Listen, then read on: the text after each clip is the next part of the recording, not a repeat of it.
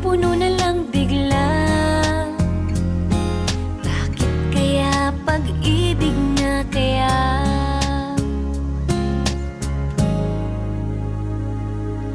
Hindi ko mapigilan ang aking nadarama. Pag ika'y kasama, ang pangit ay gumaganda. Sabi nga nila kung tunay na ang pagsinta,